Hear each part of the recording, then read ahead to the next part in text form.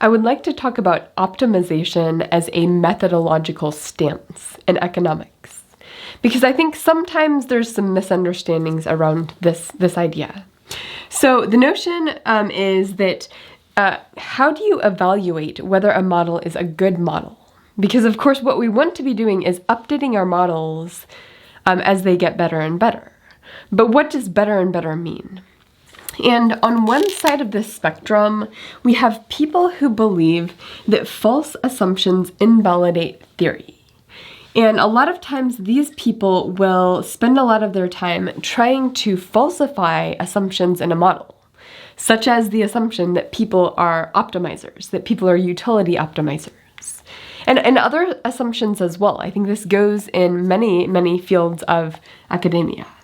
And these people are super valuable because you do want to be constantly looking at assumptions, updating assumptions, and improving your theories in that way.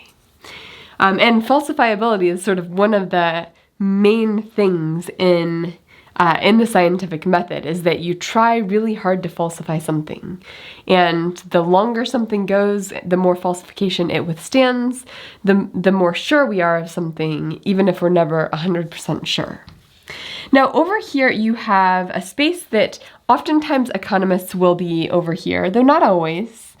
And this is the sort of stance, the methodological stance, that what validates theory is predictive power.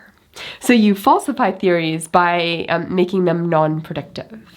That would be the method of falsifying over here, is does it predict well? And of course, there's going to be people all along this spectrum in the field of academia. Now, the problem arises when you have theories that are really good at predicting behavior in the real world, but they have assumptions that are verifiably false, like that are completely falsified. And this happens a lot with economics. And I have another video on rationality as a methodological stance, where there are many theories in economics that assume rationality, which of course is not true, but they actually do a pretty good job of predicting behavior. Now, it depends on how you define rationality, and I discussed that in the other video. But this video is more about optimization. Like, are people going around optimizing their utility at all moments? And in behavioral economics, a lot of times what we'll do is we'll come up with different vantage points for viewing optimality. And an example I might use is when you're going to the grocery store, how much time do you spend reading the labels of different jars of pickles to figure out what jar of pickles is the absolute best jar for you? So maybe someone won't do that. They'll just sort of grab the first jar that's on the top shelf. They'll not think about it. Is that person not optimizing?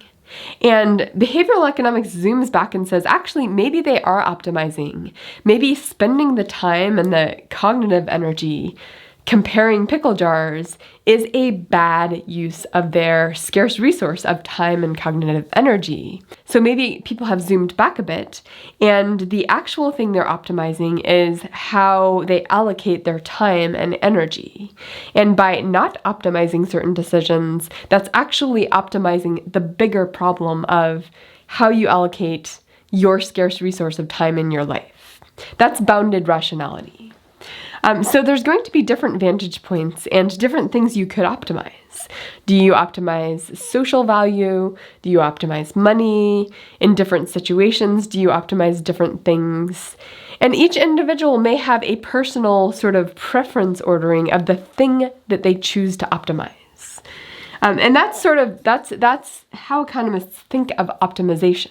Now, that doesn't mean people always get it right, but there is a bit of an obligation for economists to continue with this assumption as they pursue the science of economics. And I would like to compare this with determinism and free will.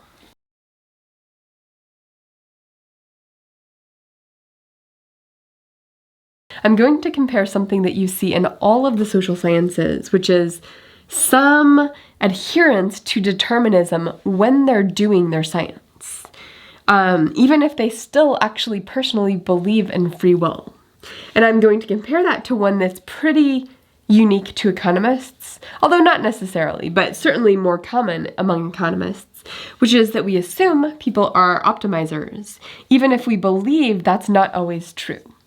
And the deal here is that when you're actually doing your science, like you're trying to figure out what environmental factors are contributing to human behavior, what institutions and social structures are determining people's behavior, you're really sort of parsing out free will and trying to figure out what else besides free will can help us predict and can help us understand people's behavior. And I think it is actually really easy for sometimes academics to fall so much into this category that everybody's just a function of their environment and a function of everything around them, that they don't have free will. And just to be clear, my views on free will are, we have a certain amount of free will energy per day, and we get to allocate that however we want. And if we're feeling sick or grouchy, maybe we have less free will energy than if we got a good night's sleep and are healthy. But in any case, my views on free will don't really matter for this explanation. So the deal here is social scientists are focusing their attention on the things that are determined by the environment rather than by the individual acting against that environment. So all of their focus is here. And that doesn't negate the possibility of free will. It just means if scientists say, you know what, we're throwing up our hands, we're just going to say that the thing determining this situation was people just doing their thing, and we're going to forget about the forces that might be nudging them towards something. If they do that, they're not being good scientists, because science needs to go deeper. Science needs to sort of say, we want to get all of the possible influences on behavior that are not free will. And the same thing is true of optimization. Like, obviously people sometimes behave as optimizers of their own utility, where utility is actually kind of flexible, and it can include social utility, it can include mood, it can include these other factors that really matter for human behavior that can be modeled. And behavioral economics really is about modeling, coming up with the best possible model to predict behavior. Now, that doesn't mean that economists believe people are always maximizing something, but it means if we throw up our hands and say, all right, people aren't maximizers, we'll stop trying to predict their behavior using maximization models, then we're not doing our job as economists. Our job is to figure out, how can we explain as much behavior as possible using an optimization model, and figuring out under what conditions do different optimization models do better at predicting? Like, us fleshing out that whole landscape that can be explained through optimization is one of our contributions to all of science. Now, I'm a big believer that we need everybody at the table. We can't just have economists at the table. We need sociologists and we need biologists and all of that, psychologists.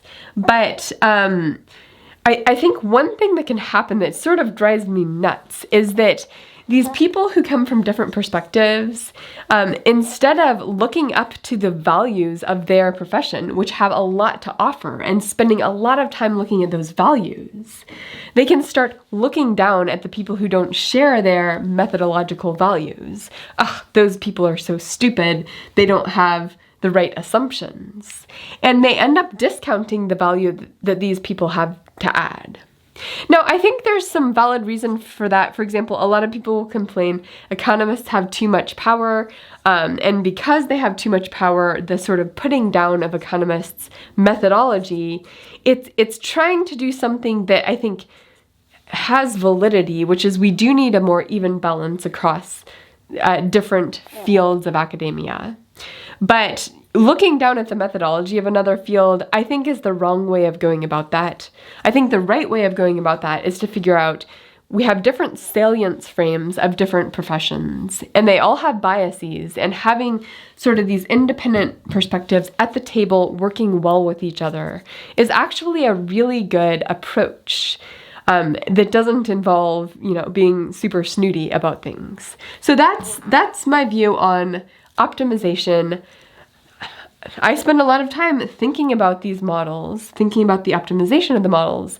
That does not mean I think that people are always rational or always optimizing. It means that I'm an economist, and my contribution uses this tool.